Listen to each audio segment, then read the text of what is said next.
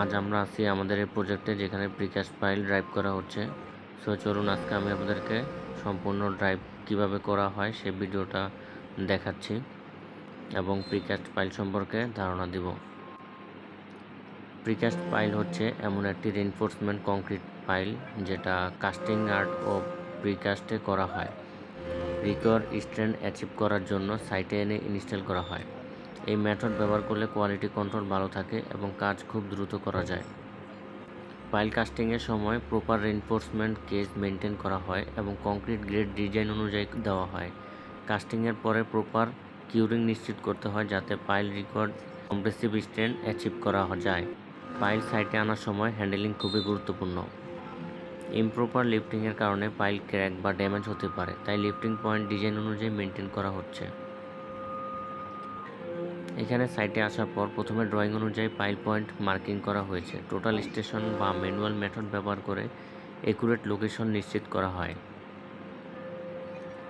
এখানে ক্রেনের মাধ্যমে ফাইলটা লিফটিং করে মার্কেট পজিশনে সেট করা হচ্ছে এবং ইন ডিটেল স্টেজে ফাইল পারফেক্টলি ভার্টিক্যালভাবে দাঁড় করানো খুব গুরুত্বপূর্ণ। ফাইলটি ভার্টিক্যালি কন্টিনিউয়াসলি মনিটর করা হচ্ছে প্লাম্ব এবং স্পিড লেভেল দিয়ে। ভার্টিক্যালি ঠিক না থাকলে লোড ট্রান্সফার প্রপারলি হবে না, তাই এটা প্যারামিটার। এখন ফাইল ড্রাইভিং শুরু করার ক্ষেত্রে ড্রপ হ্যামার মেথড ব্যবহার করে হ্যামারের ওয়েট এবং ড্রপ হাইট ডিজাইন অনুযায়ী মেনটেন করা হচ্ছে। ড্রাইভিংয়ের সময় প্রতিটা হ্যামার ব্লো এর পর ফাইল কতটা রাইট করেছে সেটা অবজার্ভ করা হচ্ছে। ড্রাইভিং লগ মেনটেন করা হচ্ছে ফিউচার রেফারেন্সের জন্য।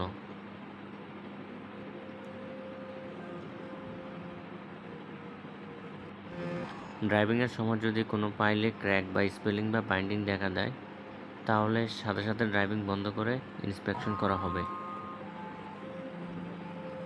ফাইল ড্রাইভিং চলতে থাকবে যতক্ষণ না ডিজাইন ডেপথ অ্যাচিভ হয় অথবা রিফিউজিল কন্ডিশন পাওয়া যায়, অর্থাৎ নির্দিষ্ট ব্লু কাউন্ট ও স্টেশন খুব কম হয়ে যায়।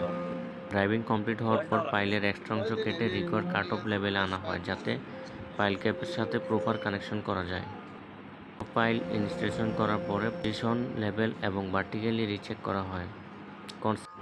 এরপর আমাদের সব কিছু ঠিকঠাকভাবে করা হলে তারপর কনসালট্যান্ট অ্যাপ্রুভাল নেওয়ার পর আমাদের টোটালি কনস্ট্রাকশন কাজটি শুরু করা হবে। সো এই ছিল আমাদের প্রিকাস্ট ফাইল ড্রাইভের মেথড। সো আমি আপনাদেরকে আজকে প্রিকাস্ট ফাইল ড্রাইভ সম্পর্কে যতটুকু পারলাম ধারণা দেওয়ার চেষ্টা করলাম। সো এইভাবে প্রিকাস্ট ফাইল ড্রাইভ করা হয় এবং প্রিকাস্ট ফাইল ড্রাইভ করার পূর্বের প্রস্তুতি এবং প্রিকাস্ট ফাইল ড্রাইভ করার অবস্থায় কী কী চেক করতে হবে সে সম্পর্কে ধারণা দেওয়ার চেষ্টা করলাম। সো আজকের ভিডিওটি এই পর্যন্তই। আশা করি সবাই বুঝতে পারছেন প্রিকাস্ট ফাইল সম্পর্কে। তো এই ছিল আমাদের প্রিকাস্ট ফাইল ড্রাইভের মেথড।